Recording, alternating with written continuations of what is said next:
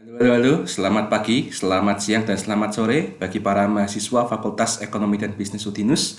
Di mata kuliah yang saya ampu, yaitu mata kuliah Pasar Modal dan Investasi. Di video kali ini saya akan memberikan penjelasan tentang materi terakhir kita untuk semester ini, yaitu materi dengan judul Equity Crowdfunding. Ya, walaupun saya bilangnya materi equity crowdfunding, ya, namun eh secara referensi di Indonesia sendiri masih, ya, saya masih tidak menemukan buku referensi yang ditulis oleh orang Indonesia, entah dari para peneliti maupun para dosen, ya, yang terkait dengan equity crowdfunding. Dan itu semuanya hanya terbatas pada penelitian-penelitian dasar saja, ya. Karena yang namanya equity crowdfunding itu sendiri atau investasi berbasis urun dana dari masyarakat itu di Indonesia sendiri itu masih sangat kurang dikenal, ya. Bahkan untuk orang-orang, untuk para investor yang sudah lama berkecimpung di dunia investasi saham maupun surat utang, istilah ini juga masih sangat awam buat mereka, ya. Dan nanti kita akan lihat mengapa kok materi ini itu mungkin lebih tepatnya bukan disebut sebagai materi, ya, namun sebagai wawasan.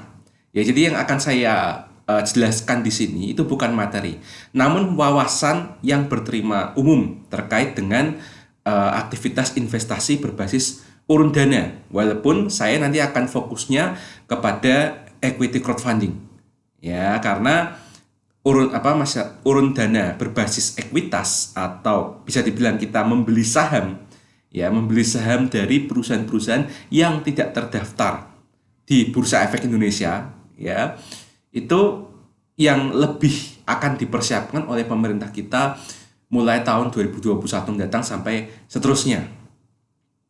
Ya, oleh karena itu di video ini saya akan membagi penjelasannya menjadi dua video, ya. Jadi video pertama saya akan menjelaskan tentang konsep dasar crowdfunding itu apa, terus kemudian kenapa ada istilah equity crowdfunding, dan kemudian ada temannya lagi yang namanya debt equity crowdfunding, debt crowdfunding, maaf, ya.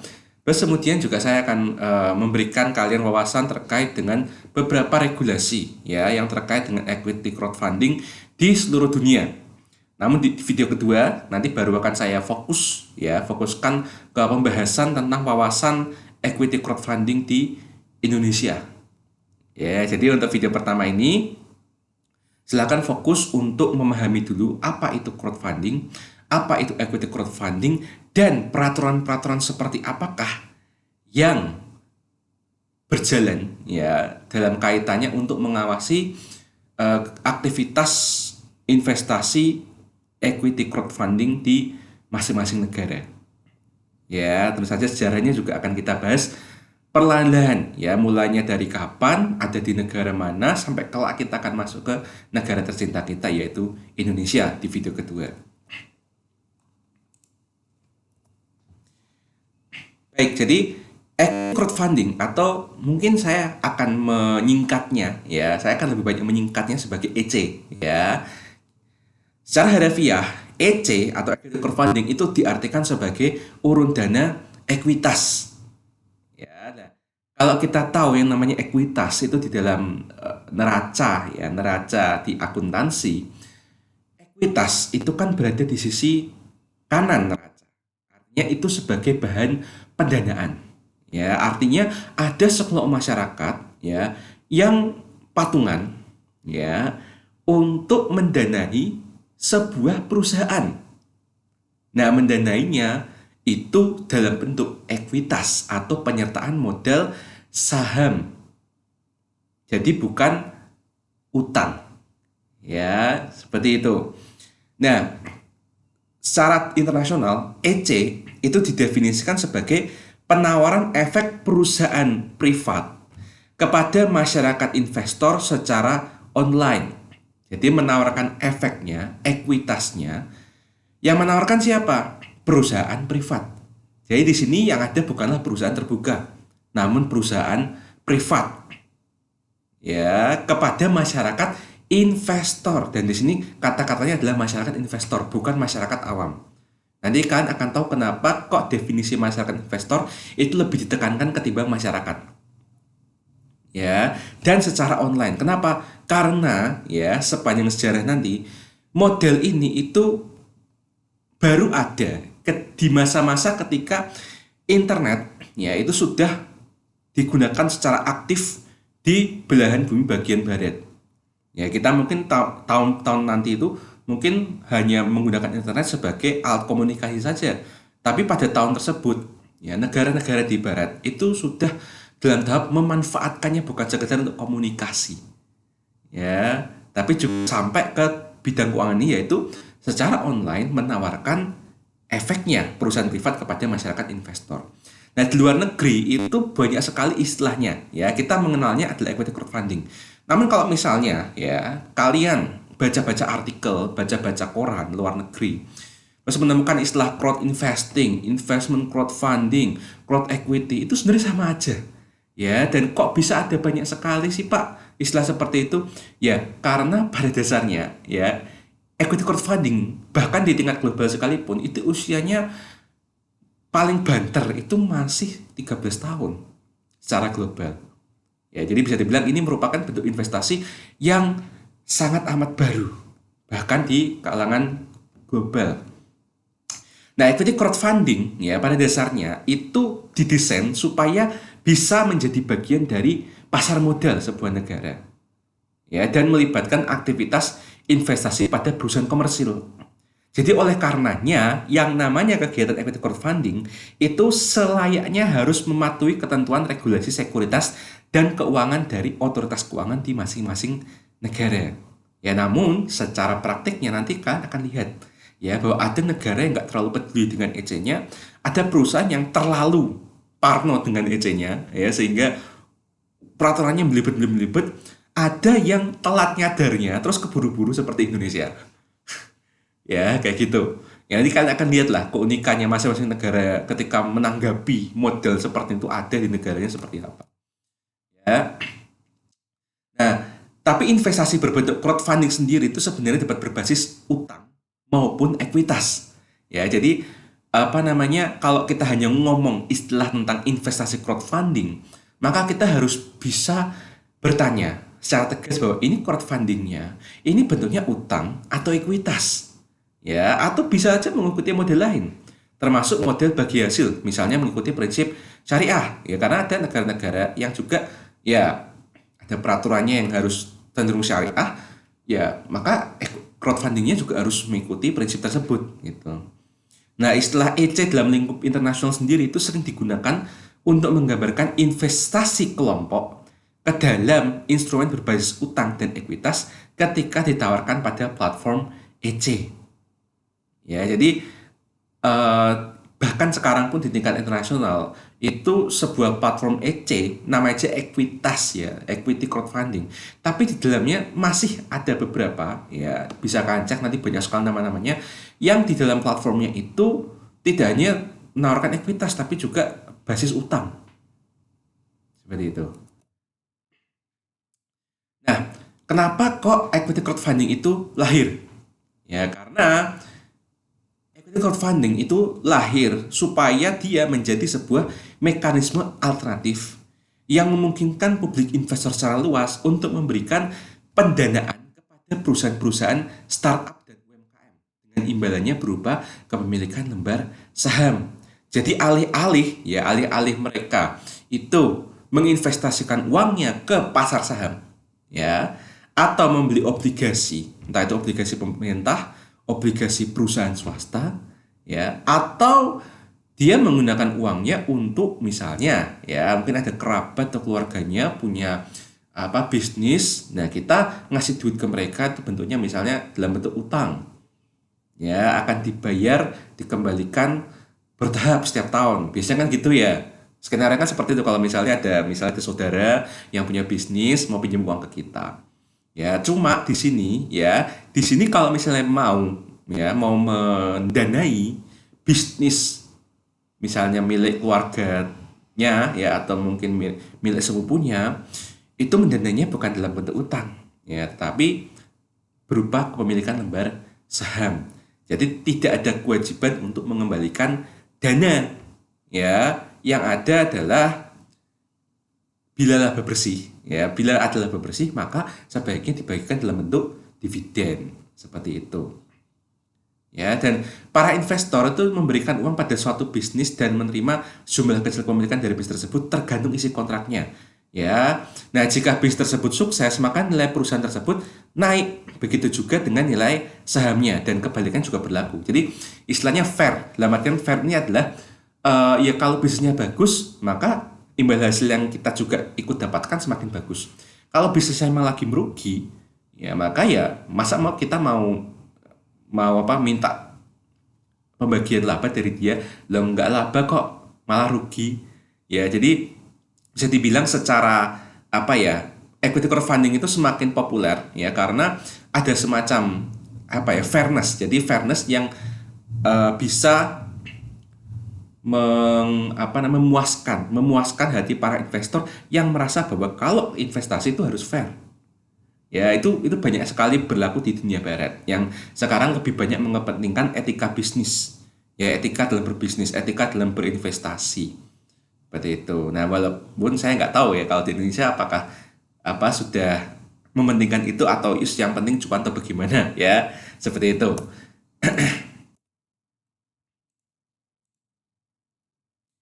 Dan cakupan pasar yang dapat dijangkau oleh equity crowdfunding itu menunjukkan bahwa potensi terbesarnya justru dapat dicapai dengan mendanai bisnis startup yang mencari pendanaan lebih kecil daripada investor untuk kepentingan dari para investor untuk kepentingan pendirian perusahaan untuk pertama kalinya. Ya, jadi ini adalah sebuah pola yang sudah terbukti di banyak negara.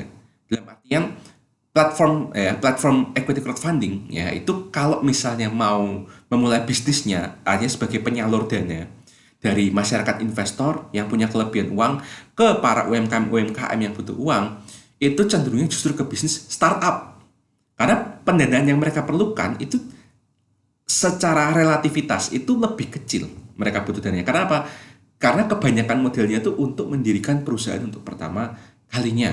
Dan kalau startup tersebut model bisnisnya kuat, ya, dan itu kan bisa diakses oleh ini ya, platform exchange-nya. Maka dalam hal ini equity crowdfunding itu kunci suksesnya adalah memilih platform equity crowdfunding yang tidak asal-asalan dalam merilis perusahaan atau bisnis UMKM atau startup yang model bisnisnya itu solid, robust gitu ya, robust gitu ya. Karena even saya pun istilahnya mengalami di diri sendiri ya bahwa mempunyai bisnis kecil-kecilan startup, tapi kalau secara persentase dari laba kotor ke laba bersih itu persentasenya tuh 2 digit lebih dari 20%, lebih dari 30% itu bisa ya. Maka itu sangat menjanjikan sekali ketika menjadi dividen kelak ya, seperti itu. Nah, sementara pendanaan lanjutan yang diperlukan untuk bertumbuh besar biasanya dapat dari sumber lain. Misalnya utang bank, obligasi, dan saham di pasar model reguler. Jadi ini yang terjadi di negara-negara lain yang lebih dulu ya mengadopsi konsep equity crowdfunding di negaranya. Ya, jadi kalau butuh dana untuk mendirikan perusahaan pertama kali lewat equity crowdfunding, ya kan? Terus kita intinya punya saham di situ. Nah, terus saham itu akan perusahaan tersebut itu akan bertumbuh besar ya dengan pendanaan lain. Ya, dari utang bank, obligasi, saham, dia ada pendanaan dari sana, dibelikan aset, kemudian dia beroperasi, labanya laba bersih gede. Yang untung siapa? Ya, yang untung adalah ya orang-orang yang ngutangin perusahaan itu ya, dan orang-orang yang membeli kepemilikan saham bisnis itu, termasuk orang-orang yang investnya melalui equity crowdfunding. Seperti itu. Jadi itu modelnya seperti itu.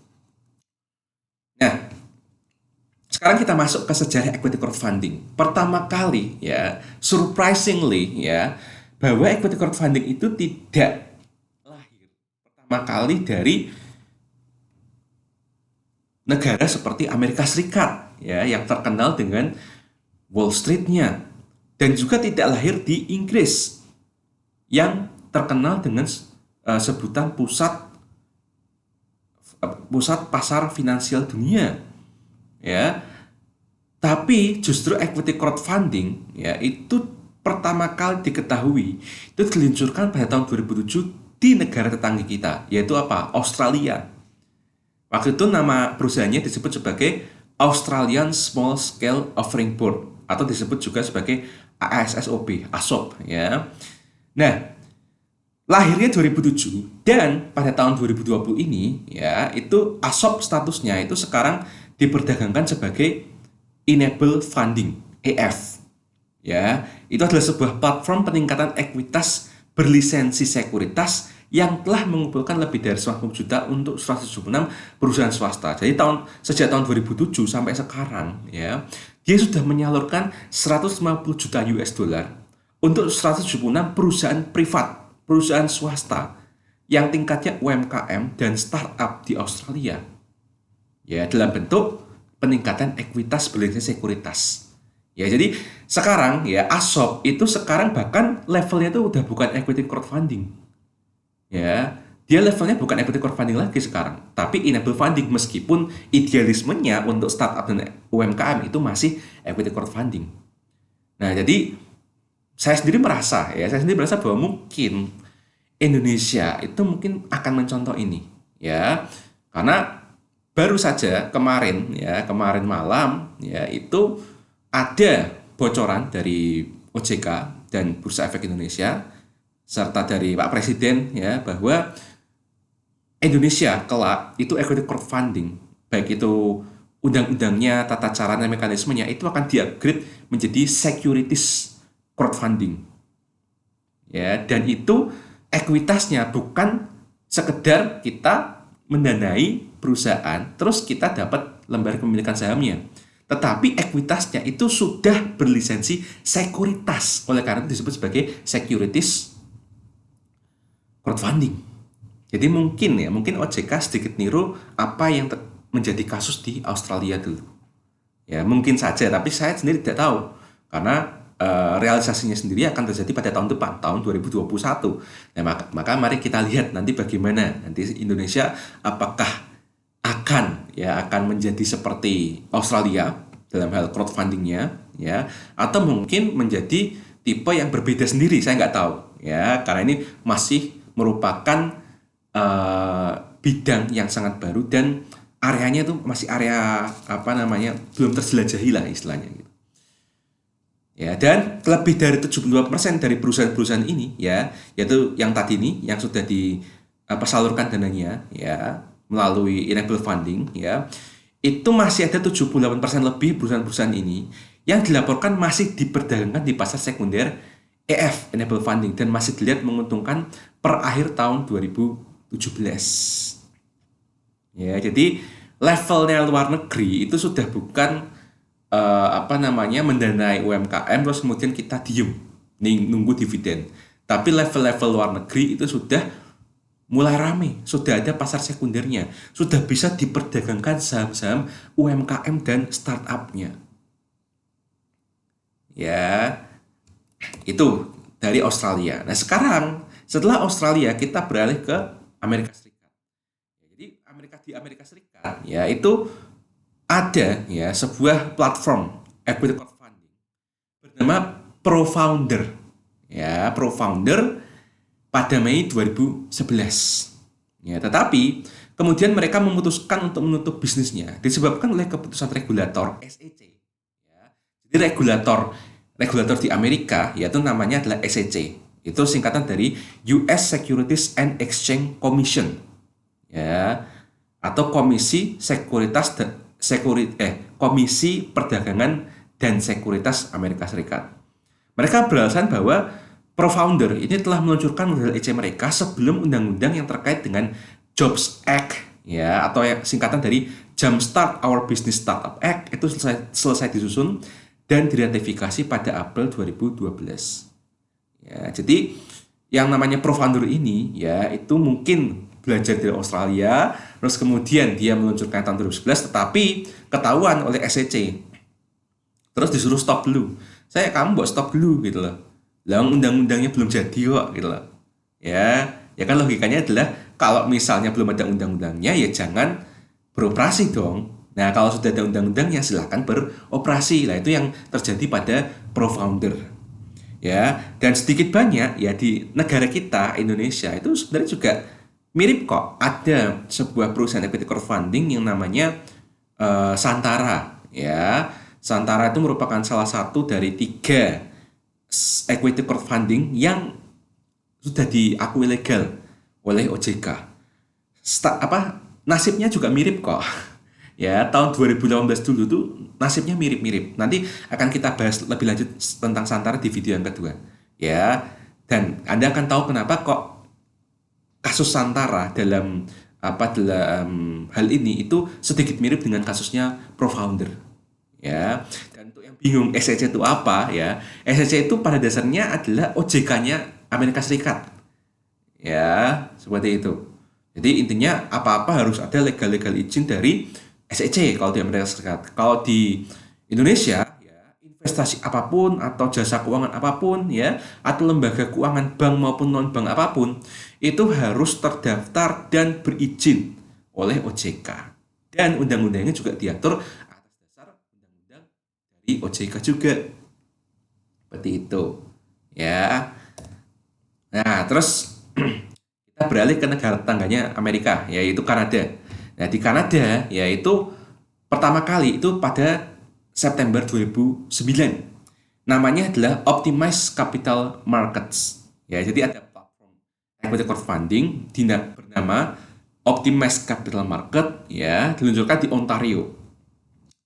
Nah, 4 tahun kemudian pada Juni 2013, Ontario Securities Commission, ya OJK-nya Kanada ya, itu mengumumkan bahwa mereka hanya mengizinkan portal online EC khusus Ontario dan hanya untuk para accredited investor. Ya, jadi istilahnya ya di sini yang boleh terlibat, ya masyarakat investor yang boleh terlibat dalam equity crowdfunding ya di Kanada, di Ontario terutama ya, itu hanyalah para accredited investor. Siapa aja itu? Yaitu para bank ya, terus kemudian para institusi keuangan, kemudian perusahaan-perusahaan raksasa ya, baik luar negeri maupun dalam negeri mereka, maupun para high net worth individuals. Nah, high net worth individuals itu apa? Silahkan kalian cari ya, kalian cari di Google, itu banyak definisinya. Intinya adalah high net worth individuals itu orang-orang yang pada dasarnya mereka itu net worth-nya atau istilahnya tuh kekayaan bersihnya itu tidak sekedar kaya ya, tapi kaya sekali dan mereka itu masih memiliki uang yang nganggur dan nggak tahu nih mau buat apa. Itu high net worth secara gampangnya. Namun secara definitifnya silakan kalian lihat di Google, banyak sekali ya sumber yang menjelaskan apa itu high net worth. Artinya ya, kalau misalnya ini terjadi di Indonesia, artinya OJK itu hanya mengizinkannya untuk para accredited investor. Anda yang masih mahasiswa maupun saya yang belum high net worth individuals itu tidak boleh investasi di equity crowdfunding. Kalau mau investasi silakan ke reksadana atau mutual fund, silakan ke obligasi, silakan ke pasar saham yang biasa. Seperti itu. Ya, maka dalam hal ini kita bisa lihat bahwa Kanada itu cenderung malah lebih strict ketimbang generasi-generasi pertama equity crowdfunding di seluruh dunia. Ya, paling strict Kanada itu. Nah, kemudian kita beralih ke benua Eropa ya. Saya bilang benua Eropa tapi enggak, sekarang kan udah pisah ya karena Brexit kan udah pisah. Maka saya nggak bisa ngomong Eropa juga sih. Kita sebut aja Inggris ya. Inggris ya, itu memiliki platform equity crowdfunding generasi awal itu ada 2. Jadi ada yang namanya Crowdcube ya pada Februari 2011 dan ada yang namanya Seedrs pada Juli 2012. Jadi ini sekitar 9 dan 8 tahun yang lalu di Inggris sudah ada. Dan perkembangannya sampai sekarang gimana? Dua platform ini ya, untuk yang Crowdcube ya, itu mereka mengklaim sudah mencapai total pendanaan sekitar 160 juta dari 11.000 investor yang terdaftar. Ya, jadi 160 jutanya 160 juta pound sterling loh ya, bukan rupiah loh ya. Jadi silakan dikonversi ke rupiah, jadinya gimana? Ya, jadi selama 9 tahun itu mereka sudah menyalurkan dana sampai dengan 160 juta pound sterling kepada para UMKM dan startup di Inggris. Sementara Seeders itu mengklaim mencapai total pendanaan 947 juta pound sterling yang tersalurkan ke 441 bisnis. Ya, dan bahkan 441 bisnis ini ya 411-nya itu telah diperdagangkan sahamnya di pasar sekunder khusus equity crowdfunding. Ya, yang sudah diatur undang-undangnya oleh OJK-nya Inggris. Ya, itu.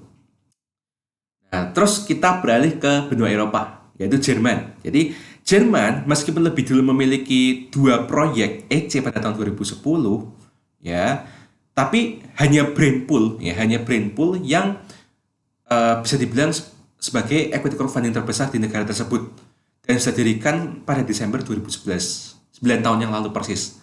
Ya, bahkan ya kalau pengen tahu apa aja yang didanai, ternyata ya itu bukan sekedar perusahaan, ya, tapi juga proyek. Ternyata yang didanai oleh mereka itu bukan sekedar perusahaan, tapi proyek. Salah satunya apa? Salah satunya adalah serial TV. Serial TV tersukses di Jerman, ya, Stromberg. Silakan kalian cari di Google, ya. Itu TV tersukses di Jerman, serial TV tersukses itu didanai melalui brand pool ini. Ya, sekitar season pertamanya itu didanai sebesar 1 juta euro ya dari brain pool. Ya, jadi brain pool menerima proyek Stormberg, terus kemudian tawarkan ke para investor, siapa yang mau mendanai proyek serial TV ini? Wah, ada yang masuk semua, terus sampai dengan 1 juta euro barulah mulai proyeknya, proyek serial TV. Nah, terus kemudian kita ke saudara tua kita ya yang ngebully kita ya sejak ratusan tahun lalu, itu Belanda. Belanda itu juga memiliki salah satu platform investasi EC yang pertama di dunia bernama Symbit. Ya, walaupun saya agak lupa nulis di sini, tapi Symbit itu juga kurang lebih sama lah ya, sama halnya dengan Jerman, yaitu tahun 2010. Ya, tahun 2010 itu baru ada di Belanda. Terus kemudian di kawasan Skandinavia, ya kita punya negara Finlandia dan Estonia. Ya, Finlandia itu memiliki investor sebagai EC pertamanya pada Mei 2012. Kemudian Estonia itu sedikit terlambat daripada tetangga-tetangganya di kawasan Skandinavia. Estonia juga memiliki yang namanya Fundwise sebagai EC pertamanya pada Agustus 2015. Ya, jadi di antara semua Skandinavia, Estonia itu termasuk yang paling ketinggalan. Yaitu baru 2015 itu baru punya equity crowdfunding. Nah, terus kemudian kita kembali lagi ke zona Oceania, yaitu New Zealand. Ya, New Zealand itu punya 2 platform ya, yang disebut sebagai Pledge Me dan Snowball Effect. Ya, mereka adalah 2 platform EC pertama yang memperoleh izin operasional di New Zealand. Ya, Snowball Effect sendiri ya itu didirikan pada Agustus 2014 dengan perusahaan pembuat bir Renaissance Brewing itu sukses memperoleh pendanaan $700.000 dalam waktu 13 hari. Ya, dan kemudian Maret 2015 itu In Vivo Wines menjadi perusahaan New Zealand pertama yang memperoleh pendanaan $2 juta dan merupakan jumlah maksimal yang diizinkan di bawah ketentuan regulasi EC di New Zealand.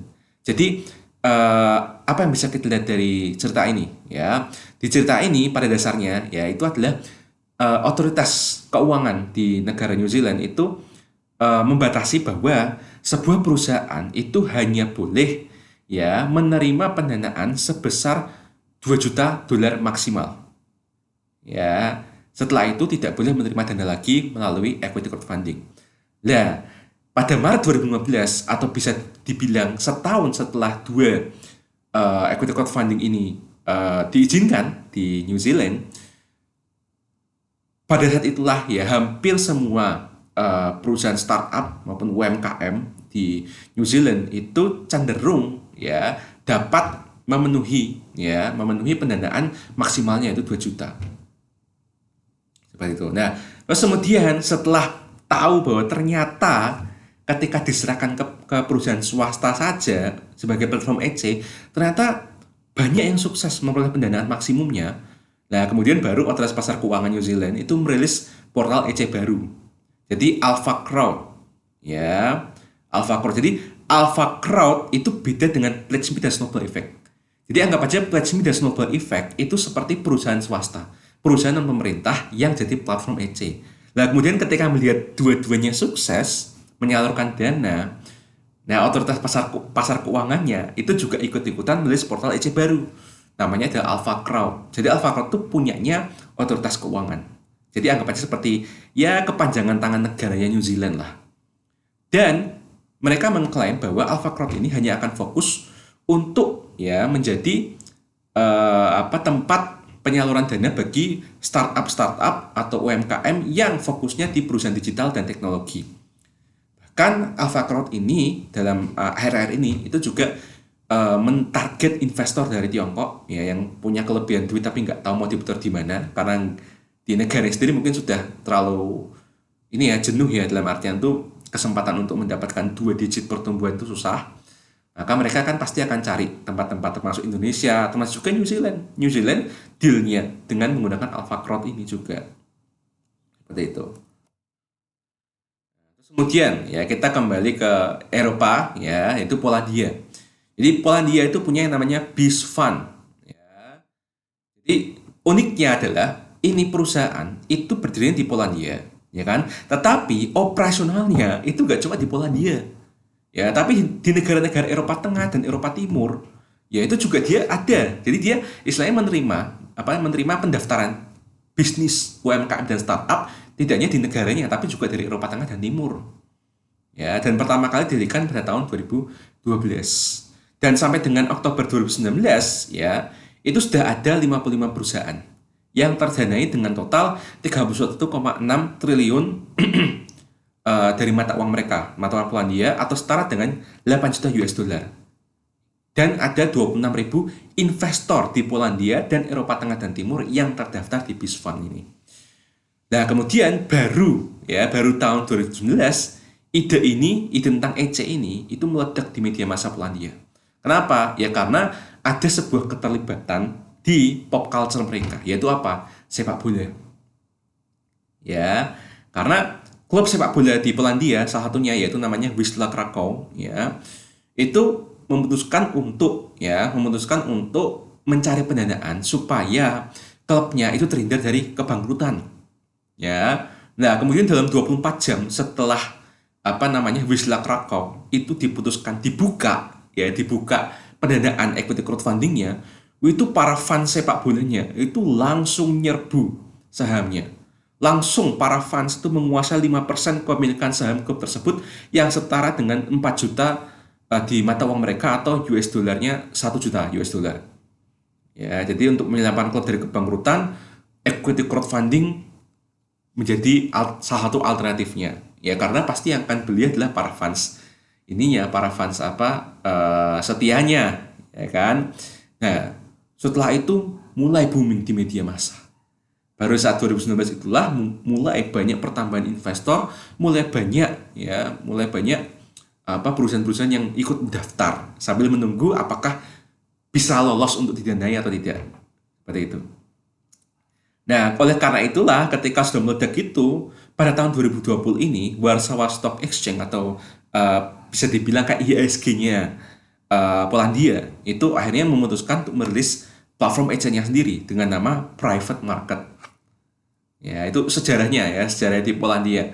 Jadi uniknya di Polandia itu baru benar-benar booming, diterima dan didukung penuh setelah ada keterlibatan di pop culture yaitu sepak bola. Ya, ini contohnya nih ya, Wisla Krakow. Ya, ini adalah contoh klub sepak bola yang diselamatkan oleh fansnya dengan model equity crowdfunding. Ya, nggak tahu ya apakah nanti di Indonesia bisa apa enggak. Ya, misalnya klub sepak bola diselamatkan oleh para fansnya dengan equity crowdfunding. Ya, siapa tahu lah kita mungkin akan mendapatkan drama seperti itu atau tidak. Ya, hanya waktu yang bisa menjawabnya. Nah, itu sekilas ya tentang contoh-contoh sejarah equity crowdfunding dari banyak negara. Ya. Namun, ya karena telah banyaknya masyarakat investor yang menyerukan standarisasi terminologi. Karena tadi kan saya udah bilang di awal bahwa crowdfunding itu pada dasarnya adalah bentuk atau model investasi yang masih sangat muda. Ya, masih sekitar 13 tahun saja, itu pun kalau dihitung dari saat di Australia. Ya. Nah, mereka menyuruhkan adanya standarisasi terminologi. Jadi apa sih itu equity crowdfunding? Apa sih itu debt crowdfunding gitu loh. Nah, terus makanya dipisahkan supaya antar crowdfunding satu dengan yang lain itu tidak terjadi salah paham. Bahwa kalau aku masuk sini, berarti nanti uangku itu masuknya sebagai utangnya perusahaan itu. Kalau misalnya aku masuk sini, berarti uangku akan masuk sebagai ekuitas perusahaan tersebut. Nah, oleh karena itu kemudian semakin banyaknya yang sadar tentang crowdfunding, kemudian semakin sepakatlah ya masyarakat investor dan otoritas keuangan di banyak negara tersebut untuk memisahkan dua istilah ini. Ya, jadi kalau dananya akan masuk sebagai ekuitas, itu disebut sebagai equity crowdfunding. Sementara kalau dananya itu akan masuk dalam bentuk utang, maka disebut sebagai debt crowdfunding. Nah, mulai dari situlah terjadi pemisahan. Ya, pemisahan bahwa harus ada batas jelas antara uang ini bakal masuk sebagai ekuitas atau utang. Nah, mungkin kita akan sedikit belajar terkait dengan debt crowdfunding dulu ya. Jadi debt crowdfunding itu kalau misalnya kita pakai konteks ya, kita pakai konteks Indonesia, itu sebenarnya juga dikenal sebagai peer-to-peer lending atau P2P lending, atau ada juga yang nyebut sebagai peer to business lending atau P2P lending. Di mana model ini itu memungkinkan sekelompok investor pemberi pinjaman untuk meminjamkan dana kepada individu atau bisnis dengan imbalan pembayaran bunga di atas pembayaran modal. Gitu. Nah, permasalahannya adalah para peminjam yang mendaftarkan diri di peer-to-peer lending, ya itu harus menunjukkan kelayakan kredit dan kemampuan melunasi utangnya. Sehingga ya terkadang model P2P lending atau P2B lending itu sebenarnya tidak cocok untuk diterapkan pada orang-orang yang berkategori NINA, yaitu no income, no asset, maupun perusahaan rintisan yang amatir. Nah, di sini harus kita akui ya bahwa OJK yaitu kecolongan di sini. Karena yang masuk di Indonesia pertama kali yaitu bukannya equity crowdfunding tapi debt crowdfunding, yaitu peer-to-peer lending. Oleh karena itu sekarang istilahnya kita namakan pinjaman online ya, pinjol. Ya, pinjol itu sebenarnya debt crowdfunding kalau konteksnya Indonesia. Ya. Nah, tapi masalahnya kecolongannya apa? Kecolongannya adalah ya bahwa ya tahu sendirilah masyarakat Indonesia tuh kayak gimana gitu loh. Ya, pinjam uang, tapi secara mental dia nggak mau bayar. Itu pun diperparah dengan banyak orang melihat model kayak gitu, ya terus mendirikan banyak P2P lending yang tidak berizin OJK atau ngaku-ngaku ini ada di OJK gitu loh.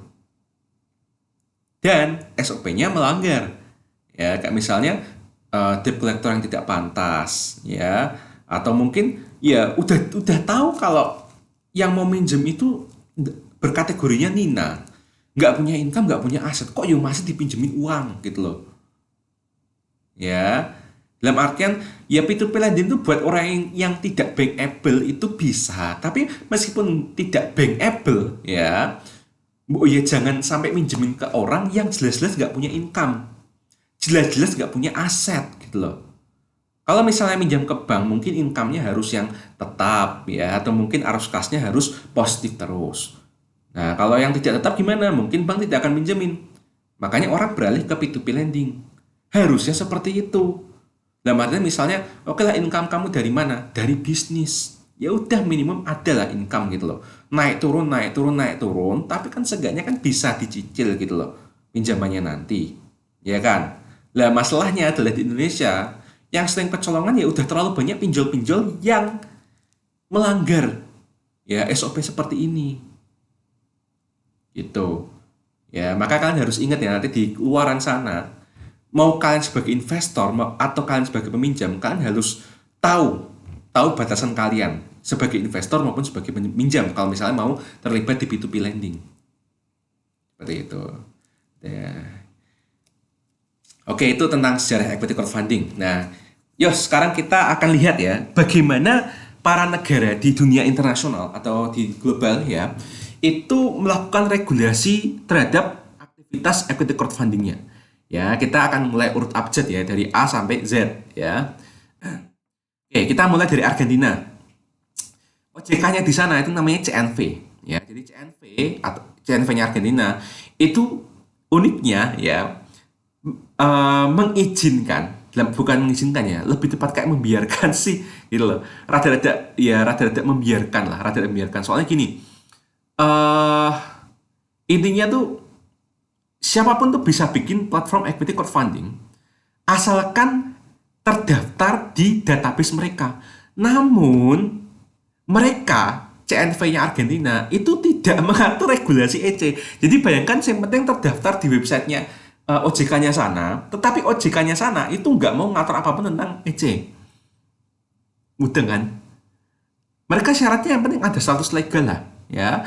Anggaran dasar anggaran rumah tangga ada, nama, alamat terdaftar, registrasi pengusaha, website dan email yang bisa dipastikan bahwa ini secara fisik tuh ada tempatnya di situ. Tapi tidak diatur undang-undangnya bagaimana, tidak diatur batas atas batas bawahnya gimana, tidak diatur investor seperti apa yang boleh masuk di sini, tidak diatur maksimum investor kalau misalnya mau invest di equity crowdfunding itu maksimum berapa persen dari pendapatan tahunan, itu nggak ada sama sekali. Ya makanya saya bilang di Argentina itu kayak setengah dijarke gitu loh, setengah dijarke yang penting terdaftar. Ya berarti kan untuk membuahan kan istilahnya OJK-nya Argentina gitu loh. Terus kemudian Corporation and Market Advisory Committee atau CAMAC ya, itu di Australia. Ya, tadi kan kita sedikit bahas Australia ya. Nah, pada tahun 2014 itu merekomendasikan regulasi yang hanya mengizinkan investor berinvestasi melalui EC itu maksimal $10.000 dalam setahun. Jadi anggap aja misalnya ya 10.000 misalnya kalau kursnya 14.000 ya berarti bisa dibilang ya maksimum 140 juta rupiah dalam setahun. Ya, dengan nilai maksimumnya kalau mau invest ke satu perusahaan maksimal itu 2.500 US dollar per perusahaan. Jadi itu ada dua sisi. Sisi pertama terkait dengan investornya. Ya, jadi maksimal $10.000 dalam setahun. Ya, berarti kan mungkin itu bank atau institusi yang gede atau perusahaan-perusahaan raksasa gitu ya, atau high net worth individual. Ya, tapi nggak ada batas minimumnya. Artinya ya mau yang kecil maupun yang ecek-ecek seperti kita gitu ya, yang mungkin hanya bisa nyicil gitu ya dari uang jajan kita, dari uang gaji kita gitu ya. Itu asalkan tidak melebihi itu nggak masalah gitu. Nah kemudian dari sisi apa namanya, dari sisi para penerbitnya, perusahaan yang butuh dana, itu CAMAC yaitu menganjurkan bahwa perusahaan itu boleh mencari dana melalui EC itu maksimal 2 juta per tahun. Ya, mau itu startup, UMKM, warung makan kecil, warung makan besar, mau itu franchise atau gimana ya. Kalau mereka mau cari dana melalui EC, mereka hanya boleh maksimum itu 2 juta per tahun. Artinya apa? Misalnya, tahun 2020 mereka sudah terdaftar di EC. Lalu kemudian para investor beli saham mereka. Nah, tapi mereka hanya boleh meraup pendanaan dari para investor itu maksimum 2 juta dolar per tahun. Kalau misalnya tahun 2021 mereka butuh dana lagi gimana? Ya boleh. Karena kan pada dasarnya misalnya Juni 2020 terkumpul 2 juta. Maka selama setahun ke depan perusahaan itu tidak boleh menggunakan equity crowdfunding untuk cari dana. Terus misalnya tahun 2021 Juli misalnya, itu kan udah lewat dari setahun kan. Nah, itu baru boleh lagi cari dana lewat equity crowdfunding. Jadi memahaminya seperti itu kalau di Australia ya. Nah, terus kemudian Austria ya. Austria tuh pada tahun 2015 Agustus itu merilis peraturan yang mengatur crowdfunding dan beragam alternatif investasi secara spesifik. Jadi tujuan utama perusahaan tersebut itu bukan hanya membuat EC semakin dapat diakses para wirausahanya, namun juga untuk melindungi investor dari penyalahgunaan model semacam ini. Ya, jadi kurang lebih pendekatannya Austria ini mungkin sedikit agak-agak mirip dengan kita lah OJK gitu loh. Walaupun Austria di sini itu tidak hanya mengatur tentang equity crowdfunding, tapi crowdfunding secara keseluruhan. Gitu. Kemudian Belgia, ya, equity crowdfunding itu juga di Belgia sudah aktif sejak tahun 2011. Tapi legislasi peraturannya baru diratifikasi dan diadaptasi untuk dipatuhi semua EC-nya atau sejak tahun 2014. Ya, salah satunya yang paling gampang ya itu adalah setiap perusahaan itu hanya boleh menerima pendanaan itu maksimum 300.000 euro. Ya, dan tapi berbeda dengan Australia. Kalau Australia itu kan maksimal 2 juta dolar per tahun, tapi kalau di Belgia itu adalah 300.000 euro, tapi nggak ada kata-kata per tahun loh ya. Maksudnya adalah mau kamu cari pendanaannya berapa kali, tapi kalau udah lewat 300.000 euro, kamu nggak boleh cari dana lagi di equity crowdfunding. Seperti itu. Sampai kapanpun. Terus kemudian dari sisi investor, ya, investor individu itu maksimal, itu bolehnya untuk investasi itu adalah 1.000 euro per perusahaan, itu maksimal. Mau perusahaannya berapa itu nggak peduli. Yang penting maksimal 1.000 euro. Kanada, ya, kita kembali lagi ke Kanada. Pada Mei 2015, ya, otoritas keuangannya dari beberapa provinsi konfederasi mengumumkan bahwa perusahaan startup dan rintisan di wilayah mereka hanya boleh menerima pendanaan dari EC maksimal 500.000 dolar per tahun kalender. Jadi di sini agak beda dengan Australia, di mana di sini hanya per tahun, tapi bukan per tahun kalender loh ya. Per tahun itu intinya ya tadi, kalau Juni 2020 sudah ada, maka dia tidak boleh cari dana lagi sampai setelah Juni 2021. Tapi kalau ini, ya intinya adalah dari 1 Januari sampai 31 Desember pada tahun yang tertentu itu. Ya, jadi misalnya, kalau ada perusahaan ya yang nyari dana dari EC, misalnya 500.000 dolar terkumpul pada Juni 2020. Terus misalnya sekitar Februari 2021 gitu ya, mereka butuh dana lagi, ya mereka boleh untuk cari pendanaan yang baru. Seperti itu. Ya, karena yang dipentingkan adalah per tahun kalender soalnya. Ya, bukan per tahun. Jadi agak beda cara bacanya. Terus kemudian kita masuk ke Tiongkok, ya. Di Tiongkok pada 19 November 2014 itu Perdana Menteri Li Keqiang ya itu mendorong equity crowdfunding sebagai inovasi keuangan untuk memecahkan permasalahan pendanaan UMKM. Dan pada 20 Januari 2015, China Securities Regulatory Commission atau CSRC itu mengakui 8 platform EC yang pertama kali di Tiongkok. Ya, jadi ini agak beda dari negara-negara yang pada umumnya kita sudah ngerti sejarahnya. Sejarahnya kan biasanya kan selalu perusahaannya muncul duluan, terus kemudian negaranya yang bereaksi. Nah, tapi kalau di Tiongkok beda. Kalau di Tiongkok itu menyarankan bahwa ada EC, setelah itu baru banyak ya perusahaan itu bikin platform EC dan kemudian dinilai oleh OJK-nya Tiongkok. Ya, bahwa ini siapa yang pantas untuk dikabulkan izin usahanya.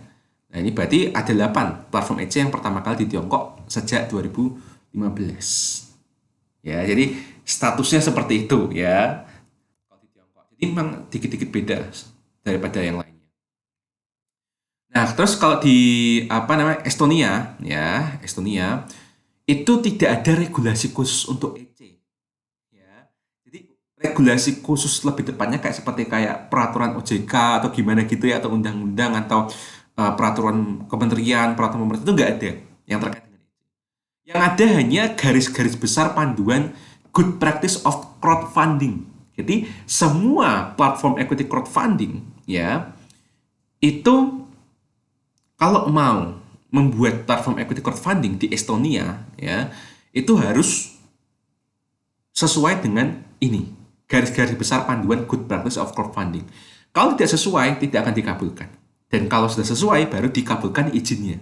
Izin beroperasi tapi tidak ada regulasi khususnya. Jadi memang rada-rada berbeda, tapi berbeda dengan Argentina ya, karena Argentina itu literally cuma yang penting daftar bisa dibuktikan keberadaannya secara legal, selesai karepmu ya. Tapi kalau Estonia itu seenggaknya masih ada yang namanya garis-garis besar panduan ya, dan Asosiasi Industri Keuangan Estonia dan Deloitte itu yang akan mengawasinya, bahwa setiap tahun akan dievaluasi apakah equity crowdfunding yang ada ya itu masih menjalankan good practice ini atau ada yang melanggar.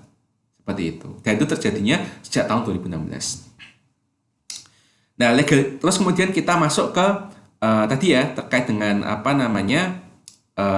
Finlandia ya. Jadi legislasi terkait EC ini ya sebenarnya mirip sih ya dengan negara-negara Eropa lainnya. Situasi hukumnya juga sudah jelas. Ya, dan oleh karena itu investor yang dari Finlandia itu saat ini sampai dapat berekspansi ke luar negeri seperti Swedia, Denmark, dan Estonia. Ya, kenapa? Ya karena kurang lebih ya negara-negara tangganya juga situasi hukumnya ini kok mirip-mirip ya, mirip-mirip banget sehingga meskipun equity crowdfundingnya ada di negara induk, tetapi dia bisa buka cabang di banyak negara Eropa yang punya prinsip hukum yang sama terkait dengan EC-nya. Terus kemudian kita ke Hong Kong ya. Platform EC ya itu harus terdaftar di yang namanya Securities and Futures Ordinance berdasarkan Chapter 571 sebelum diizinkan untuk beroperasi di Hong Kong. Nah, selain itu Securities and Futures Commission atau SFC itu juga menambahkan bahwa hanya para profesional investor yang boleh berinvestasi melalui platform EC. Artinya, kalau kamu orang Hong Kong ya, dan kalau misalnya kamu mahasiswa, terus dosen seperti saya gitu ya, itu nggak boleh ya, belum tentu boleh ya berinvestasi di equity crowdfunding karena SFC sendiri ya itu memiliki semacam panduan definisi apa-apa saja yang membuat seseorang itu bisa disebut sebagai profesional investor. Ya, oleh karena itu ini juga sebenarnya agak sama dengan Kanada ya. Artinya sedikit strict dalam arti itu tidak boleh masyarakat biasa itu berinvestasi di sini. Hanya yang benar-benar ngerti gitu loh, tentang investasi, ngerti tentang keuangan, ngerti tentang resiko sampai resiko kehilangan 100% dananya itu yang boleh untuk investasi di EC.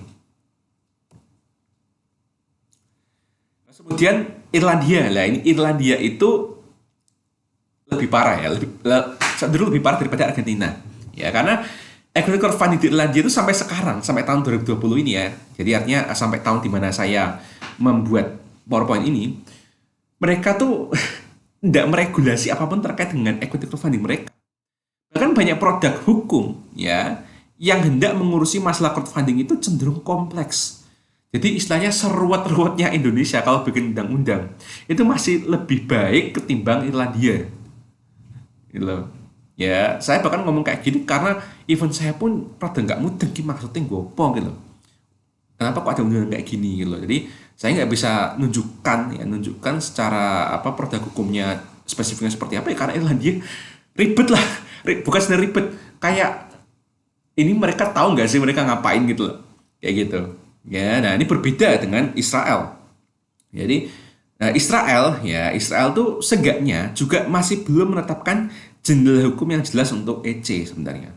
Tapi seenggaknya OJK-nya sana, yaitu Israel Securities Law, itu ada menetapkan beberapa syarat investasi di EC. Ya, yang pertama ya pendanaan diperbolehkan itu maksimal 2 juta Israeli shekels ya selama jangka waktu 12 bulan. Ya, jadi 2 juta Israeli shekels silakan kalian cari tahu berapa rupiah ya. Dan kalau ketika perusahaan itu menawarkan sahamnya itu hanya diperbolehkan selama jangka waktu 12 bulan. Kalau lebih daripada itu dibubarkan. Dalam artian uangnya akan dikembalikan ke para investor yang sudah terlanjur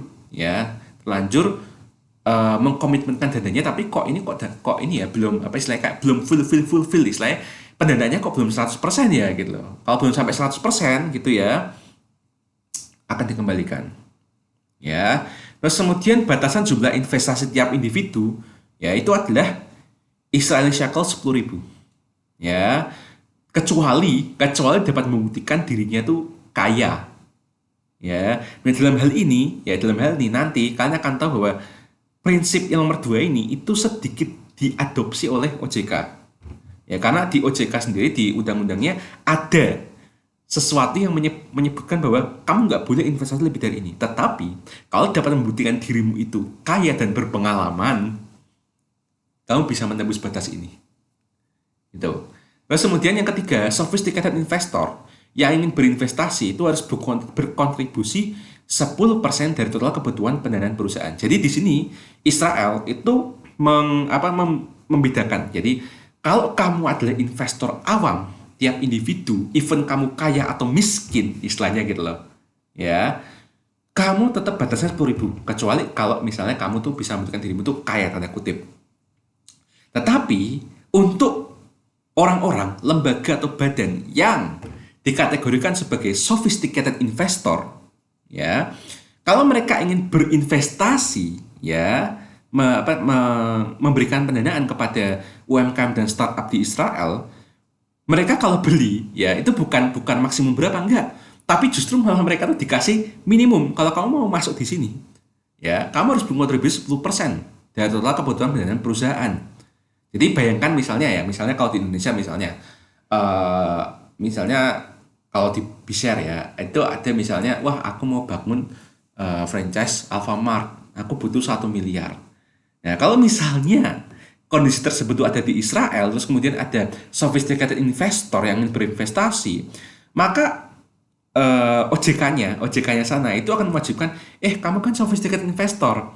Kalau kamu mau mendanai Alfamart ini yang butuh 1 miliar, berarti kamu harus patungan langsung 100 juta minimal. Seperti itu. Ya, jadi ada perbedaan perilaku antara orang yang tidak mampu dengan orang yang jelas-jelas mampu. Seperti itu. Kalau di Israel. Terus yang keempat, ya itu harus mendapatkan persetujuan office atau chief scientist. Ya, jadi istilahnya baik itu investor maupun perusahaan yang butuh dana, mereka harus mendapatkan persetujuan untuk terlibat dari office atau chief scientist-nya di OJK-nya Israel. Ya, jadi jendela hukumnya belum jelas, tetapi peraturan kondaknya sendiri itu rada-rada strict banget gitu loh. Jadi strictnya tuh bukan di undang-undangnya kalau Israel, tapi code of conduct-nya gitu loh. Ya, seperti itu. Terus kemudian kita ke Eropa lagi, ya. Pada Juli 2013, Italia menjadi negara pertama di Eropa yang mengimplementasikan regulasi menyeluruh pada EC. Ini mewajibkan para startup yang inovatif dan yang sudah berdiri itu melakukan pendaftaran nasional untuk portal EC-nya dan kewajiban pengungkapan aksi korporasi untuk para penerbit dan portalnya. Jadi dalam hal ini ya, menurut saya, saya sendiri bagi di mata saya itu mendorong OJK itu untuk mewajibkan hal seperti ini sama seperti di Italia, di Indonesia. Dalam hal apa? Dalam hal keterbukaan. Ya, keterbukaan pengungkapan aksi korporasi untuk para penerbit dan portalnya. Itu. Ya, karena yang saya temukan ya sejak tahun 2018 di equity crowdfunding di Indonesia, itu even platformnya sendiri itu masih belum mewajibkan seluruh aksi korporasi, seluruh kebijakannya itu diungkapkan secara terbuka. Jadi anggap aja kayak startup dan UMKM itu kayak dipaksa untuk menjadi TBK tanda kutip gitu loh dalam portal EC-nya. Itu yang dilakukan oleh Italia. Tapi di Indonesia itu sangat terbatas. Bahkan kita hanya bisa dapat laporan keuangannya itu pun cuma laba rugi aja kebanyakan. Ya, laba rugi dan kemudian ada pembagian dividen apa enggak, itu untuk investor yang punya sahamnya. Jadi istilahnya kayak setengah terbuka gitu loh. Artinya kalau kita sudah beli sahamnya baru kita dapat keterbukaan informasinya. Tapi hanya laporan keuangan, itu pun laporan laba rugi aja. Serta aksi-aksi yang istilahnya sekedar laporan doang gitu dan rencananya apa, tapi tidak sampai setengah TBK seperti di Italia. Jadi mungkin saya sedikit berharap bahwa OJK mungkin akan mempertimbangkan kewajiban pengungkapan aksi korporasi untuk para penerbit dan portalnya, ya bukan hanya untuk yang pegang sahamnya, tapi juga orang-orang awam, sehingga orang awam tahu gitu loh bahwa perusahaannya dana itu ngapain aja gitu loh. Nggak hanya untuk para pemegang sahamnya. Itu yang saya harapkan sekali.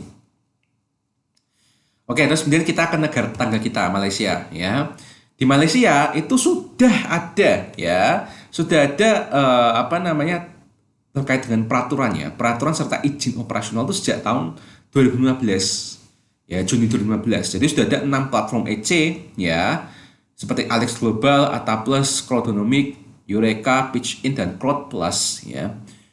Itu sejak tahun 2015. Ya, kita ketinggalan 3 tahun dibandingkan mereka. Kok 3 tahun ya? Kok 3 tahun? 4 tahun. Ya, kita tuh ketinggalan 4 tahun dibandingkan mereka loh. Gila. Ya. Terus kemudian pada Desember 2014, ya, kita kembali ke Belanda. OJK-nya Belanda itu baru merilis panduan yang memberikan wawasan ya tentang bagaimana pasar efektif Belanda dapat berkembang menjadi pasar modern berkelanjutan tuh pada tahun 2014. Ya, jadi event Belanda pun ya itu bisa dibilang memang rada-rada telat ya untuk mengerti potensi equity crowdfunding kaitannya dengan diintegrasikan sebagai pasar modal yang berkelanjutan khusus untuk UMKM dan startupnya. New Zealand ya tetangganya Australia itu juga menetapkan jendela hukum EC pada 2013 dan regulasinya yang terkait itu pada tahun 2014. Contohnya ya yaitu masing-masing perusahaan hanya boleh didanai maksimum 2 juta dolar selama 12 bulan melalui platform EC yang terdaftar di otoritasnya. Dan Polandia juga sama ya punya platform sejak 2012 ya, tapi ya baru pada saat itu loh ya klub sepak bola itu ya jadi booming gitu otoritasnya itu baru mikir. Jadi apa ya separah-parahnya Indonesia ketinggalan dari Malaysia masih mending ketimbang dibandingkan dengan Polandia. Dalam artian tuh perusahaannya aja sudah ada sejak 2012, tetapi ya aktivitas EC, spesifikasinya, izin operasional, serta peraturan perundang-undangannya itu baru dipikirin setelah kasus klub sepak bola tadi 7 tahun kemudian. Kan lucu gitu ya. Nah terus kalau kalau Polandia gitu ya itu perusahaan itu maksimal hanya boleh didanai 1 juta euro. Walaupun dalam prosesnya tahun 2020 ini itu Uni Eropa merekomendasikan untuk menaikkan batasnya pendanaan itu menjadi 8 juta per perusahaan, 8 juta euro. Ya. Terus kemudian di Portugal, ya, aktivitas equity crowdfunding itu baru diregulasi mulai 2015.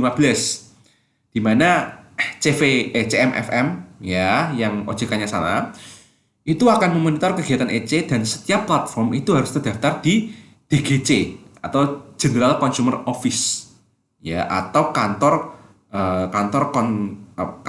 konsumsi umum atau gimana ya seperti kayak kementerian inilah kementerian kementerian dalam negeri lah istilahnya ya. Dan di Portugal itu uniknya ya itu ada 4 macam crowdfunding yang diakui dan boleh beroperasi di Portugal, yaitu crowdfunding yang sifatnya donasi, crowdfunding yang sifatnya reward. Nah rewardnya tersebut kadang-kadang rada-rada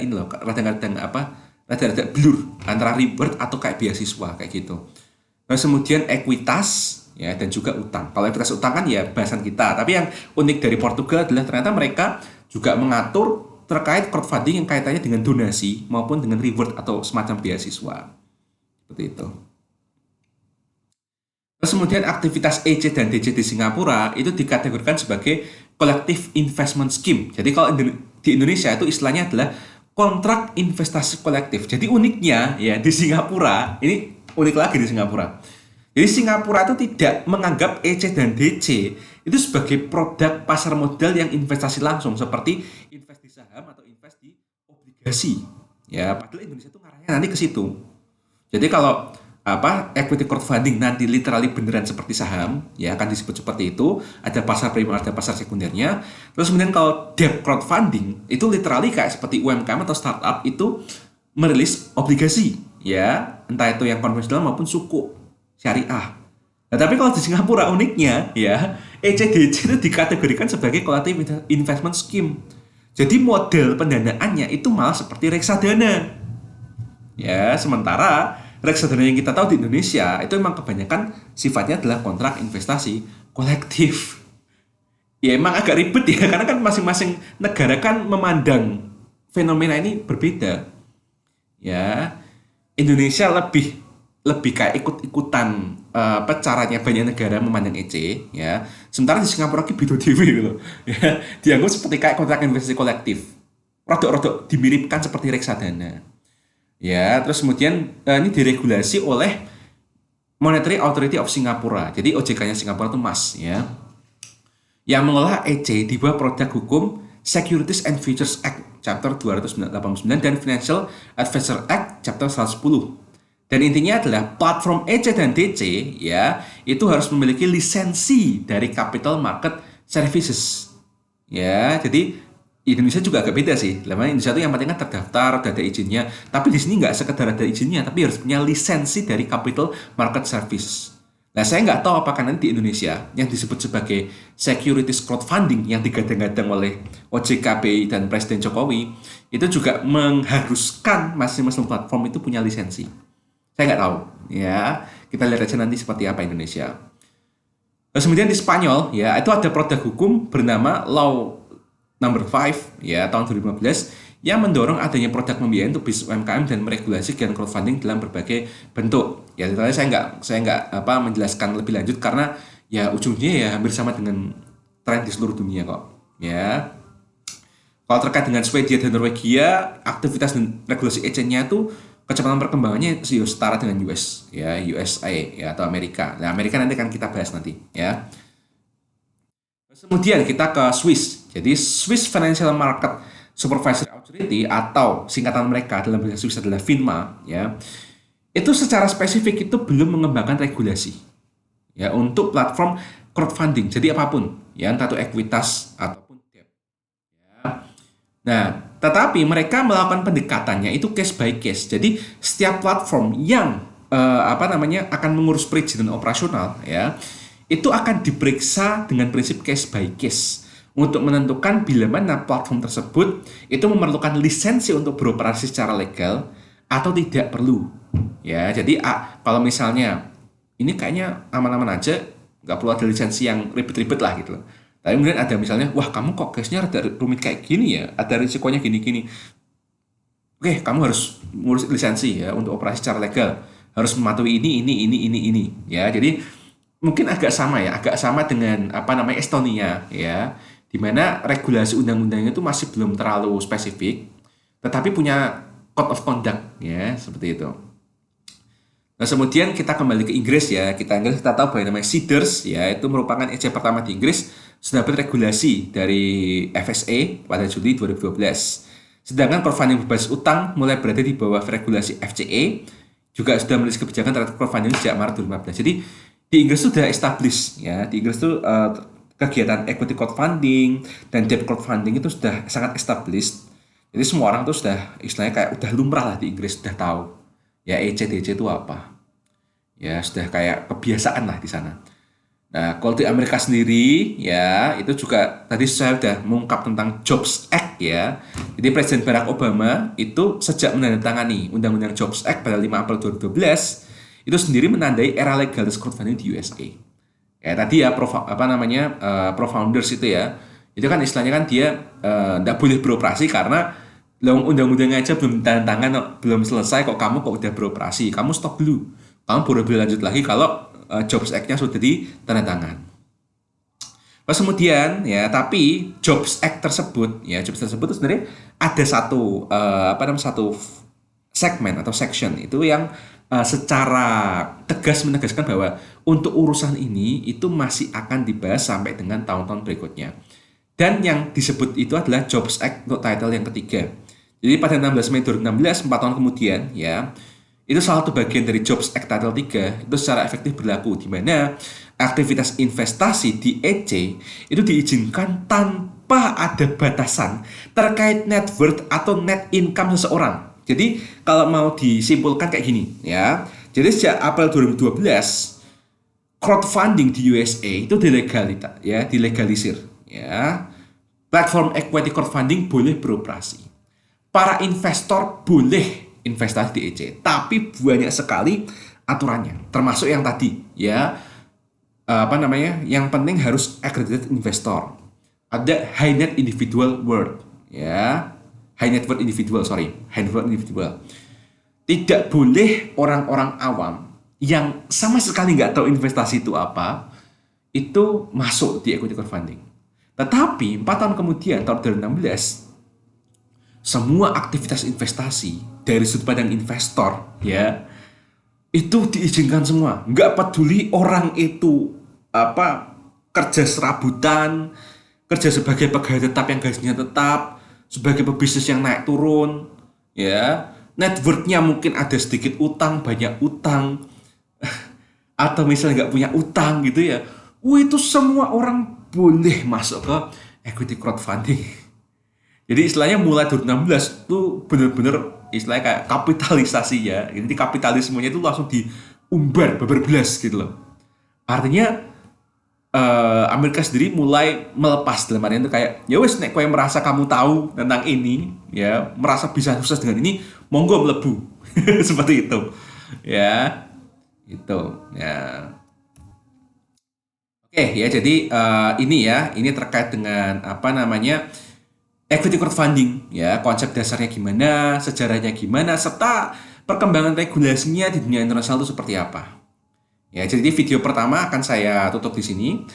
Ya, tapi jangan kemana-mana karena di video kedua setelah ini saya akan masuk ke equity crowdfunding yang berkonteks Indonesia secara khusus. Nah, nanti kita akan membahas juga banyak hal terkait dengan 3 equity crowdfunding yang ada di Indonesia. Oke, jadi jangan kemana-mana, stay tune. Kita akan bertemu lagi di video yang selanjutnya.